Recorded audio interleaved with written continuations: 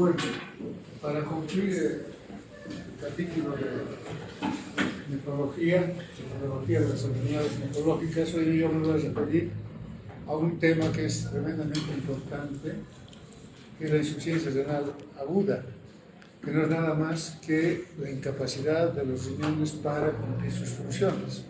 ¿Cuáles son las funciones, señor? Eliminar sustancias tóxicas. 4 funciones. Eliminar sustancias tóxicas. Filtrar, Filtración de las reabsorber, secretar y eliminar. Esas son las 4 funciones. Entonces, cuando está alterada una de estas funciones, principalmente la secreción o la eliminación de orina, estamos frente a la insuficiencia renal aguda. La próxima. De manera breve, esto ya lo saben, acuérdense que el riñón tiene muchas funciones. Por una parte, es la encargada de producir la orina, ¿no es cierto? A través de esta formación de orina, ¿qué hace el riñón? Controla los líquidos y los electrolitos. Acuérdense que nosotros, desde el punto de vista de los líquidos y electrolitos, tenemos un balance neutro, ¿no? Pero no solo eso, ayuda a corregir el equilibrio ácido-base porque tiene que ver con la eliminación fundamentalmente del bicarbonato, ¿no? Puede ser que los transtornos del equilibrio ácido-base son respiratorios o metabólicos. Cuando es metabólico, habitualmente está comprometido el riñón. Y además ayuda a la excreción de los productos de desecho, ¿no?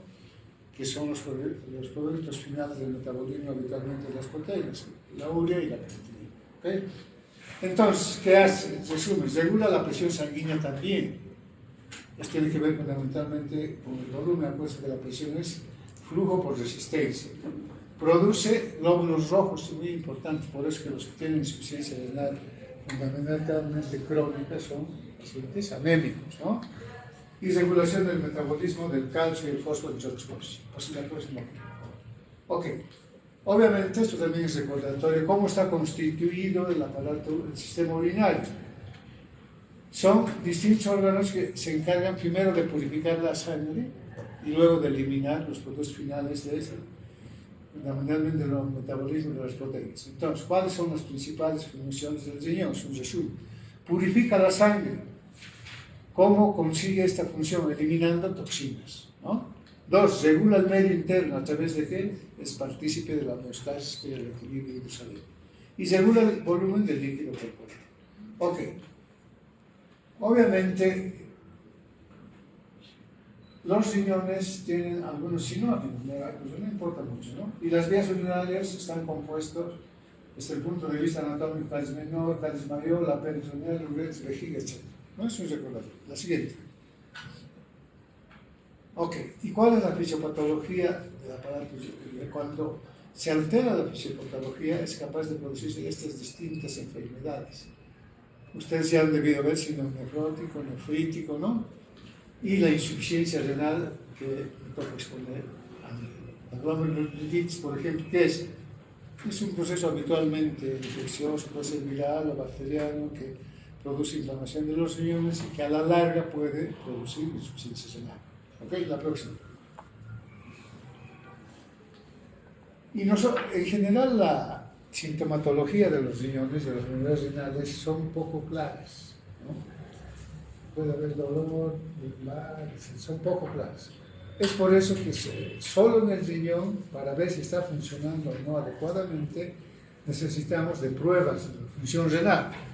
¿Y cuáles son? Es la urea. Acuérdense que este es el producto de degradación de las proteínas. La segunda, la creatinina, que está producida principalmente por las células musculares. Y obviamente, la creatinina, ¿dónde se secreta? Habitualmente en el tubo, ¿no? Entonces, nosotros para valorar la función renal, que es la única forma que tenemos de ver si hay una insuficiencia o está normal, habitualmente pedimos 2 cosas, creatinina y nitrógeno. ¿Okay? Y cuando hay una complicación severa también va a alterar las otras funciones del riñón. El ácido se va a haber acidosis, puede haber sobrehidratación, etc. La próxima, por favor. Ok. Hubo algo que es importante no solo para el riñón, sino para todos los órganos nobles, el cerebro, el riñón, es que todos tienen su mecanismo de autorregulación.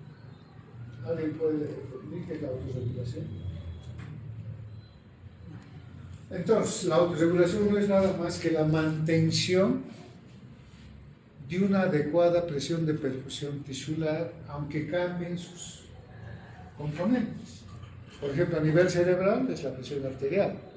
No se pierde la autorregulación a nivel cerebral si la presión arterial media, que es la que da el flujo, varía entre 50 y 150, o sea, es de media.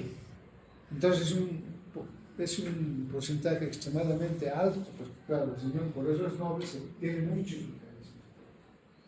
Ahora, ¿cuándo se pierde la autorregulación? Todo el corazón tiene su propia autorregulación, el cerebro y también los riñones. Cuando el órgano es incapaz de mantener sus funciones, eso es pérdida de la autorregulación. Y casi siempre esto es, a nivel cerebral tiene que ver con la presión arterial media. Esta es la presión arterial media, de 50 a 150 en el cerebro. Cuando baja de 50 en este mecanismo de autorregulación, ¿qué va a haber? Va a haber hipoxia, ¿no? Y cuando supera este otro, que es 150 en el riñón o en el cerebro, ¿qué pasa? Hay generalmente hemorragia. Entonces, cuando se alteran los límites de compensación en todos los órganos, en el límite inferior y en el límite superior se producen alteraciones. En el caso del riñón, cuando se pierde este mecanismo de autorregulación que hay, insuficiencia renal. Ya, pasamos. Ok. Muchos a la insuficiencia renal aguda también la llaman fracaso renal agudo, son sinónimos, ¿no? ¿Cuál es el concepto de esta complicación? Porque es el secundario a muchas enfermedades renales, ¿no? Entonces, ¿cuál es el concepto? Primero, no es una enfermedad, sino un síndrome clínico, en principio, aunque la sintomatología es poco clara, ¿ok? Este síndrome clínico, ¿por qué se manifiesta? Porque hay un deterioro brusco, repentino de las funciones renales, que acabo de describir, ¿no? Y finalmente existe un aumento en la concentración de los productos que el riñón elimina de desecho, que básicamente son la creatinina y la urea. Entonces, eso es la insuficiencia renal, la próxima. Entonces, deterioro brusco, esto depende mucho, puede producirse en horas o días. Pacientes que cursan con shock, que tienen hipovolemia, el riñón, cuando un paciente está grave hay que poner siempre una sonda vesical para medir la diuresis horaria. Y la diuresis horaria mínima tiene que ser 0,5 mililitros kilo peso hora. Por ejemplo, un individuo de 70 tiene que mínimamente orinar 35 mililitros por hora. Cuando no ocurre eso, y por más de 6 horas, entonces el paciente cursa con insuficiencia renal. Nuestra obligación que tenemos los médicos habitualmente en terapia intensiva es no permitir que haya disminución de la diuresis, porque son suficientes solo 6 horas para que el riñón deje de funcionar. ¿Okay? ¿Y esto en qué se puede presentar? Primero, en individuos que están sanos, que tienen, por ejemplo, shock, están sanos, shock, disminución de volumen circulante, afecta al riñón y puede producir insuficiencia renal aguda. O en pacientes que tienen enfermedades renales, como el síndrome nefrótico, el síndrome nefritis. En el curso de la glomerulonefritis, en el curso de su evolución, puede el riñón dejar de funcionar. Cuando deja de funcionar, se llama insuficiencia renal. Al principio aguda, pero en los pacientes que tienen estos síndromes nefrótico y nefrítico, esta insuficiencia renal aguda habitualmente se convierte en crónica, ¿no? Así que sus riñones no funcionan y en la crónica el tratamiento ¿qué es? Diálisis, cualquier cosa.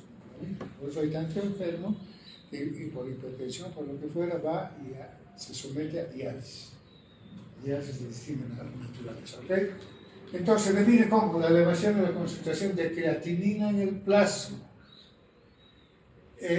Respecto a este aumento, hay un aumento absoluto que es cuando aumenta la creatinina de 0,3 miligramos por decilitro o un incremento del 50% sobre la basal.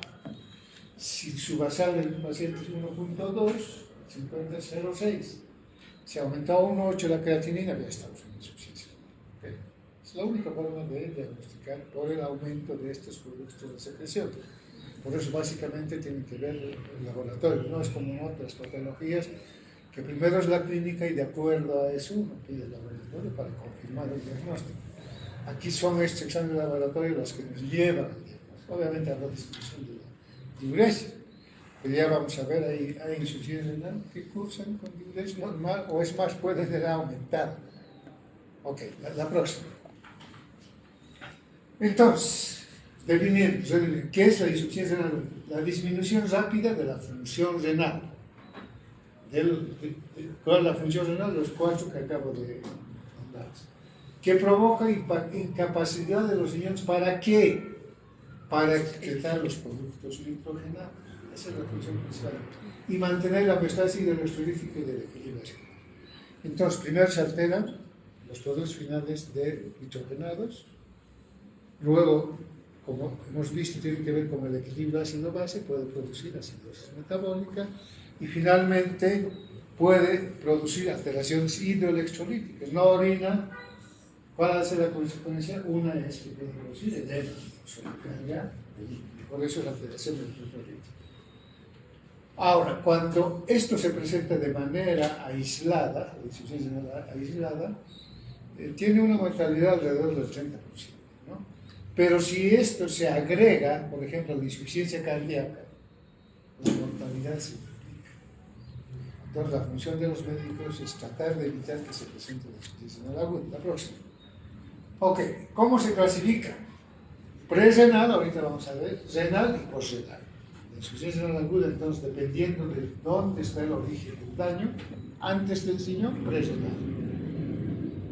Dentro del riñón, renal. Y después del riñón, por ejemplo, en los hombres, la hipertrofia de próstata suele ser una causa frecuente, post-renal. Obviamente hay algunos que son más difíciles de tratar, otros son más sencillos. La próxima. Ok. Segundo lugar, apareció lo que les he dicho, pero también la insuficiencia renal, que es la disminución de las funciones renales, es decir, la disminución de la producción de urina, puede clasificar según el volumen urinario. ¿Y dónde se adquiere? Puede ser que el individuo, por cualquier causa, llegue al hospital con esta o dentro del hospital como complicación de otro signo. ¿Okay? Pero vean ustedes que no es solo la disminución de la diuresis la que clasifica la insuficiencia renal. Por eso es que se hace no oligúrica, cuando la orina en 24 horas es más de 400 mililitros. ¿Okay? Puede haber. ¿Quién clasifica la insuficiencia renal? La creatinina y la urea. Oligúrica, cuando esta en 24 horas de 100 a 400 mililitros. Y vean ustedes anuria. Bueno, cuando es anuria es fácil, ¿no? No orina en insuficiencia renal. El problema está en esto, es la no oligúrica y oligúrica. Pues sí está orinando, pero el riñón no está concentrando y excretando. La próxima. Entonces, ¿cuáles son las causas? La pre-renal, la renal y la post-renal. La pre-renal quiere decir antes del riñón.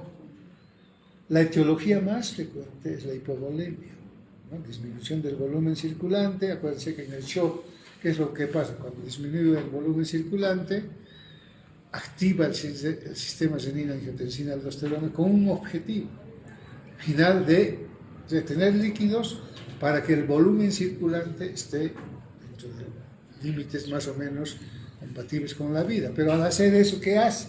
Disminuye el volumen que llega al riñón. Entonces, la hipovolemia es la causa mayor de insuficiencia aguda pre-renal. Ahora, la hipovolemia, ¿por qué se produce? Por múltiples causas. Por insuficiencia cardíaca, el infarto agudo de miocardio, no funciona el corazón. Conclusión, insuficiencia renal. En el shock hipovolémico, séptico, hay pérdida de volumen, se activa el riñón para no eliminar adecuadamente creatinina y urea, igual insuficiencia renal. O sea, la etiología es variable. ¿Okay? Entonces, ahora, la insuficiencia renal propiamente dicha es cuando el riñón está comprometido. Aquí es antes del riñón la pre-renal, la post-renal después del riñón, y la renal es en el riñón. Ahora, ¿cómo se presenta esto? La hipovolemia, por ejemplo, la isquémica, la hipovolemia isquémica, si no se trata adecuadamente, el servicio que tenemos 6 horas, se convierte en renal. ¿Qué quiere decir eso? Que el riñón ya se ha comprometido en su estructura histológica, anatómica, se deja de funcionar, ¿no? Por eso se llama renal. ¿Okay? La prerrenal es casi sencilla de revertir, si uno se da cuenta, da volumen habitualmente, mejora la presión arterial, no se alteran las 4 funciones del riñón y no hay, ¿no? Pero es más fácil de hacer corregir siempre. Si el tiempo pasa, hemos actuado mal o llega tarde el enfermo, entonces es el riñón propiamente dicho el afectado, ¿ok? Y puede producirse la intrínseca por sepsis, por hipovolemia, etc. Y la postrenal, esta es la más rara. Quiere decir que cuando está funcionando bien, pero el riñón, en sus vías de excreción, los uretres, etc., es incapaz de eliminar lo que hace el riñón, ¿no? Eliminar, no secreta ni elimina. Eso es un poco más fácil de darse cuenta. Habitualmente, si es una obstrucción, el cirujano, el urólogo, va y destapa, ¿no? Pero también tiene su tiempo. Porque tanto la prerrenal como la postrenal, aproximadamente entre 6 a 8 horas, si no se resuelve la causa, se daña el riñón propiamente dicho y estamos frente a la insuficiencia renal intersticial. Esa ya tiene una evolución mala. Hay que esperar que se recupere el riñón, que habitualmente no ocurre, y en esos casos hay que, mientras tanto, producir algún evento dialítico para que se elimine la orina que se sigue produciendo. La próxima. Ok, entonces, la causa renal aguda, presrenal, siempre con la disminución del volumen circulante efectivo. ¿Okay? Pero también puede ser relativo. ¿En qué caso? La insuficiencia cardíaca. Cuando hay disminución de este volumen, ya sea real o relativo, ¿qué es lo que va a haber? Hipofunción del renal. Primero no filtra, luego no secreta. Ahora, ¿cuándo es que está comprometido el parénquima? ¿No? Aquí es insuficiencia renal establecida. Puede ser que distinta, puede ser que sean los vasos los que estén comprometidos, por ejemplo, en las vasculitis, o el glomérulo, o puede ser intestinal. Y esta, la anterocrosticular aguda, les he dicho que tiene su etiología principal en la isquemia, disminución del volumen circulante que lleva a isquemia, pero en algunas circunstancias puede ser tóxica. Por ejemplo, hay muchos antibióticos que son capaces de dañar el riñón y producir insuficiencia renal aguda. Puede ser medicamentosa o endógena, pigmentos, biliares, lo que fuera, ¿no? La evitable, la que nosotros debemos tratar, esta, la que tiene que ver con el volumen, para impedir que realmente ya sea una insuficiencia renal intersticial. La prerrenal es la que cuando ya es intersticial ya no orina, o si orina no concentra, ¿no? O sea, es agua pura y no elimina los productos tóxicos de eliminación, y hay que esperar también que esto se suba. Entonces, insuficiencia prerrenal representa en muchos casos la respuesta fisiológica a lo que él está haciendo a la hipoproducción renal, ¿no? Hay hipovolemia que hace el riñón, renina, angiotensina, aldosterona, vasoconstricción del arteriol aferente. ¿Con qué objetivo? De ahorrar volumen. ¿Para qué? Para que ese volumen vaya a los órganos más importantes, el cerebro y corazón. Pero está sacrificando al riñón. Entonces tenemos que tener en cuenta eso. Esta alteración que hace desencadena disminución de la presión de ultrafiltración, y esto disminuye o favorece la disminución de la presión glomerular. En síntesis, la insuficiencia renal está disminuyendo la presión. Por eso es que los métodos de diagnóstico siempre son tomar políticas de porque sintomatología casi no existe. La próxima. Ok, la ira prerrenal puede complicar o originarse en cualquier enfermedad que curse con hipovolemia. Todos los tipos de shock nos pueden conducir a insuficiencia renal. Disminución del gasto cardíaco, por ejemplo, infarto agudo de miocardio, tromboembolia pulmonar, si no se trata adecuadamente, no sé, vasodilatación sistémica. ¿Alguien puede hablar o dar un ejemplo de vasodilatación sistémica? Porque cuando se vasodilatan los vasos, estos están aumentados en un diámetro, pero el volumen es el mismo. Y como está aumentado el diámetro del vaso, la conclusión es que hay hipovolemia. ¿En qué circunstancias? Sistémica, en el shock séptico. En el shock séptico uno no ve por dónde se está perdiendo el líquido, pero hay una disminución relativa del volumen porque hay vasodilatación. Significa que hay vasodilatación. Por eso es vasodilatación sistémica o renal selectiva. Eso es más claro. ¿Okay? Es cualquier etiología puede alterar en última instancia a la función del riñón. La próxima.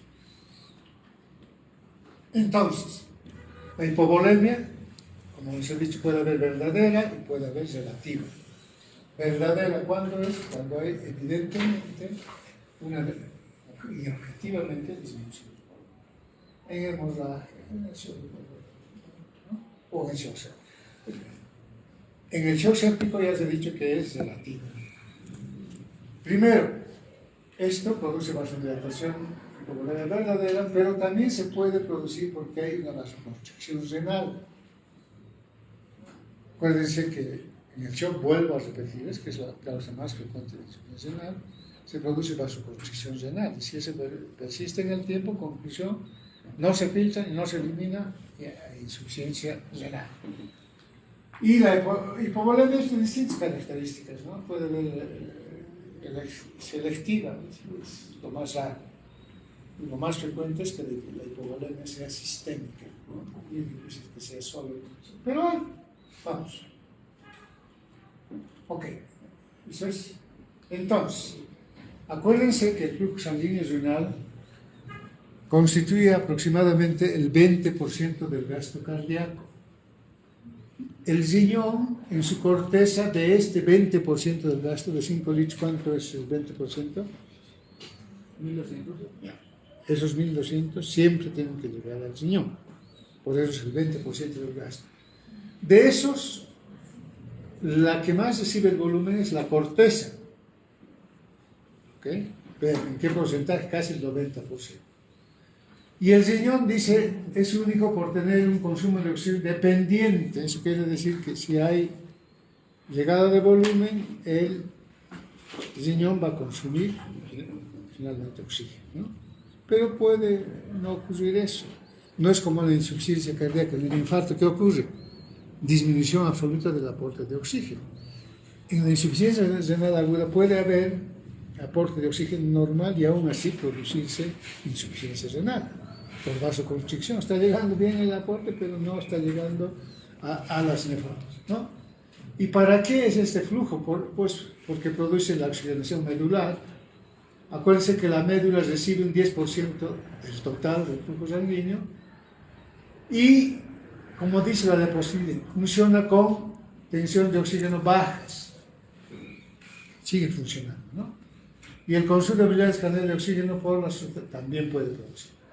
Entonces, cuando estamos frente a los enfermos que están, por ejemplo, en terapia intensiva o están medianamente graves, ¿qué nos toca hacer como médicos? Un balance estricto de los líquidos ingeridos y eliminados. Y tienen que tener ustedes siempre en mente que mínimamente, ¿cuánto les he dicho que orina? 0,5 mililitros kilo peso. Si no orina esa cantidad, ¿qué hay que hacer? Hay que identificar la causa por la cual no está orinando. Puede ser hipovolemia. Si es hipovolemia, ¿qué vamos a hacer? Le vamos a dar volumen para mejorar ese flujo. Pero si es porque está fallando el corazón, infarto agudo, ¿qué vamos a hacer? Le vamos a dar alguna sustancia inotrópica, la dopamina, la vitamina, que tanto les hablan, ¿para qué? Para mejorar la contractilidad del miocardio y de esa manera hacer que el volumen llegue a los riñones, ¿no? Por eso aquí dice, siempre se debe hacer un balance estricto entre la demanda y oferta. Nosotros en terapia intensiva en esto somos muy cuidadosos todos los días, en realidad hacemos balance cada 6 horas, porque ya se ha dicho que compromiso de decisión por más de 6 horas se establece la insuficiencia renal. Entonces tenemos que hacer de manera así. La próxima. Ok, mecanismos de la disminución del flujo renal.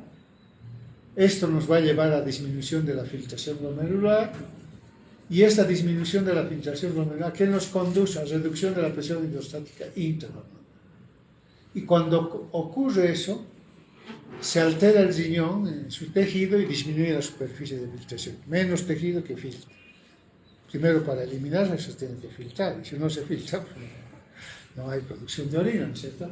Puede, pero además, haber una retrodiffusión del filtrado por el epitelio que está dañado hacia atrás, y en otras circunstancias puede haber obstrucción mecánica intratubular, calcio suele ser muy frecuente, puede ir y tapar el conducto de excreción y también producir insuficiencia renal por sustitución de sustancias químicas. Por eso que, por ejemplo, los antibióticos dicen cuide el riñón, ¿no? Porque en su metabolismo los antibióticos, algunos producen insuficiencia renal. Por ejemplo, los aminoglucosas son los más comunes, la amicacina, de los más comunes, porque produce esto, presentación de sustancias químicas. Y por hiperfunción intersticial, cuando hay edema, el edema siempre es acumulación de líquido en el espacio intersticial, se acumula, pero el riñón en sí mismo está comprometido. La próxima, por favor. Ok, ¿se ve? Entonces, resumiendo, la fisiopatología de la insuficiencia renal puede producirse por 2 causas. Esta es la más común, hipoperfusión, ejemplo cielo. Pero también puede ser por nefrotoxinas, ejemplo aminoglucósidos, que acabo de decir. Ambos, no importa la etiología, ¿qué es lo que produce? Primero, una vasoconstricción renal.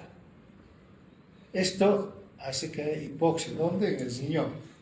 Luego, las nefrotoxinas son capaces de producir una lesión tubular directa, ¿no? Y dañan el glóbulo de manera directa. Pero también la inflamación.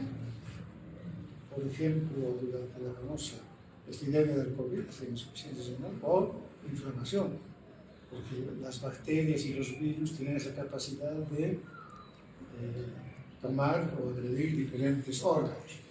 En este circuito, ¿qué es lo que vi? Disminución de la presión hidrostática capilar. Este es el primer evento fisiopatológico.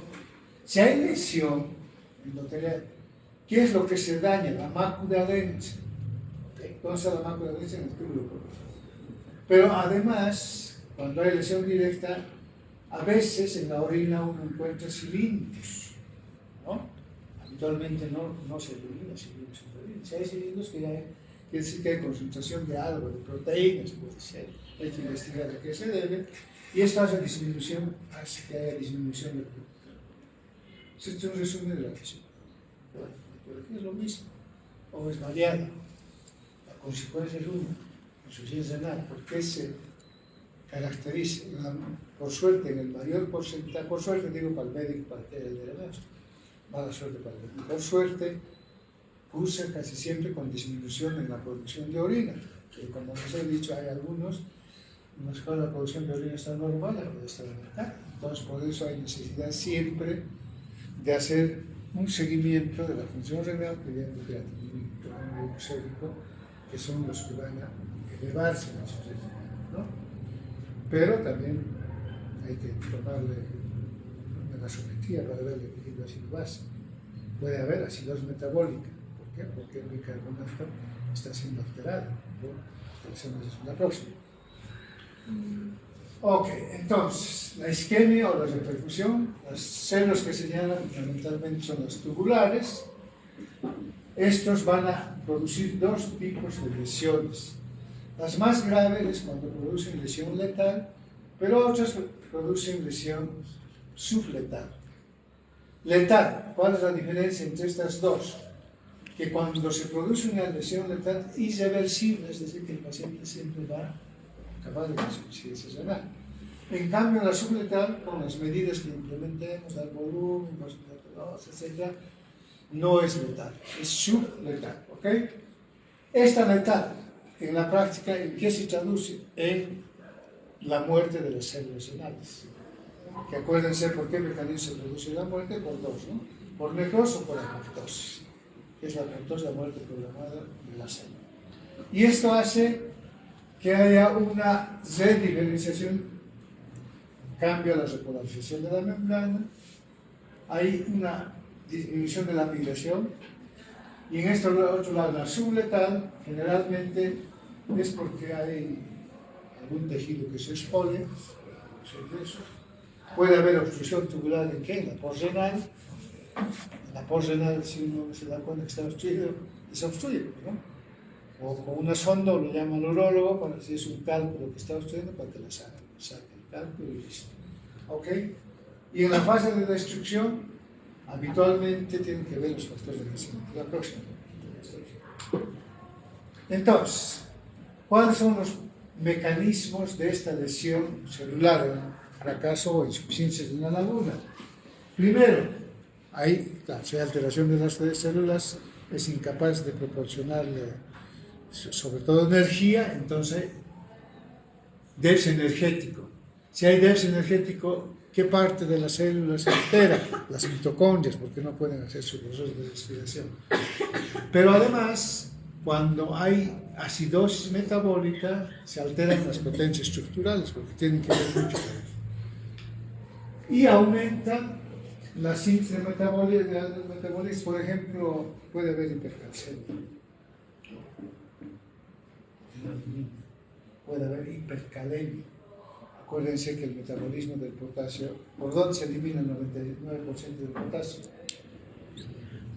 En el riñón. Si está dañado, ¿qué va a haber? Hipercalemia. Es un metabolismo. Toma. Y las fórmulas estas ya son de hallazgo histopatológico, puede ser por apoptosis, por necrosis. Se le podría tomar una biopsia, mandar al patólogo para que nos diga cómo están las células del necrosis. Entonces, la necrosis de la laguna, mire, puede ser su fase de comienzo dependiendo del paciente en horas o días, habitualmente horas, pero también puede ser días. Si un día yo veo a orinar ni siquiera a 0,5, 3 días, seguro que por eso, una fase de extensión, cuando la insuficiencia renal progresa hasta prácticamente producir anuria. Primero olúdura y luego anuria, se llama la decisión. Y una vez que se ha producido la insuficiencia renal, hay una fase de mantenimiento que dura 1 a 2 semanas. Es el tiempo en el cual nosotros, los intensivistas, fundamentalmente empezamos a aplicar algún proceso dialítico. En el obrero tenemos hemodiálisis, pero si no hay, puede ser hemodiálisis peritoneal. Se hace para sacar lo que está produciendo el organismo, se saca hasta que el riñón recupere su función, se restituye. ¿Okay? Eso se llama fase de recuperación. Entonces, la evolución clínica, una fase de inicio, de mantenimiento y de recuperación. Vean ustedes esta máxima, dice el 90% de los casos se resuelven en 4 semanas, cuando el riñón es capaz de restituir su función hacia la restitución. Si uno no ha hecho los tratamientos adecuados, no ha mejorado el aporte de líquidos, no ha mejorado la función cardíaca, etc., ¿cuál es la evolución? ¿Qué es lo que esperamos en el riñón? Que evolucione en suficiencia renal crónica. Y la crónica es alteración de los procesos. No orina, eso ya requiere tratamiento dialítico de por vida, ¿no? O finalmente trasplante renal. La próxima. Okay. Lo mismo, pues el glomérulo, a veces la fisiopatología empieza en el glomérulo, pero puede ser obstrucción, lo que ya se ha dicho. Y hay algunas enfermedades que son capaces de conducir a la insuficiencia renal aguda, como la nefritis. No sé si habrán visto, ¿no? Nefritis, ok. Entonces, en resumen, ¿qué es la falla renal o insuficiencia renal aguda? La pérdida rápida de la función renal. ¿Esto qué nos produce? Alteraciones hidroelectrolíticas en el equilibrio ácido-base fundamentalmente. Además, hay disminución de la filtración glomerular por esa oliguria y hay retención de los productos nitrogenados, creatinina y nitrógeno glicosílico que están aumentando. La próxima. Ok. Como la sintomatología de la insuficiencia renal aguda es muy pobre, casi no hay, entonces el diagnóstico es principalmente laboratorio, ¿no? Creatinina, nitrógeno glicosílico, etc. Y, obviamente, hacer un examen general de orina. Si es prerenal, en el examen de orina va a haber cilindros y alinos. Si es renal, va a haber otro tipo de anomalias. La densidad. Habitualmente, ¿cómo es la densidad del riñón? Es el doble o el triple de la osmolaridad plasmática, ¿no es cierto? Porque está concentrado. Entonces pierde esa capacidad. La prerenal, vean este número, la densidad urinaria es 1020, y en la renal no tiene la capacidad de concentración, en consecuencia la densidad está muy disminuida. Se puede pedir la osmolaridad. En la prerenal, ¿dónde se pide la osmolaridad? ¿En qué tipo de examen? Sangre, ¿no? Además hay una fórmula para la osmolaridad. Entonces en la prerenal es mayor de 500 y en la renal menor de 800. Y esta es fracción de excreción de sodio. Generalmente aquí en un hospital se hace fracción de excreción de sodio, o sea, se pide al laboratorio que nos diga cuánto de sodio está excretando el riñón, y hacen un calculito por cada 100 mililitros, se debe eliminar determinada cantidad. A eso se llama fracción de excreción de sodio, que generalmente en nuestro medio no se hace. Entonces, ¿cómo está ese FENA? Fracción de excreción de sodio, aquí está, menor de 1, cuando es prerenal. Esto es tremendamente importante. Mayor de 2 si es renal. ¿Por qué es tremendamente importante? Si es prerenal, tenemos todavía el chance de que no sea un negocio renal. Podemos revertir. En cambio, en la renal no podemos revertir y tenemos que esperar a que el riñón recobre su función, o finalmente pasa a insuficiencia renal crónica y dializamos. ¿Y otras cosas? Eso, más el nitrógeno ureico y el FET. Este es el discriminador más importante de la insuficiencia prerenal y renal. Prerenal, habitualmente alta de volumen o mejorar la contractilidad, más fácil de ser tratado. Cuando es renal, quiere decir que el riñón ya hay que esperar su evolución. ¿Okay? La siguiente. Y hay algunas clasificaciones para ver qué tipo de insuficiencia renal. Yo de esto no lo hablo mucho. Este es el CIFLE, la más importante, lo van a revisar ustedes. Es CIFLE de riñón, lesión, H, falla, pérdida de la función y enfermedad renal. Entonces los nefrólogos habitualmente utilizan este tipo de escalas. ¿Para qué? Para salvar el cuerpo. No es para salvar.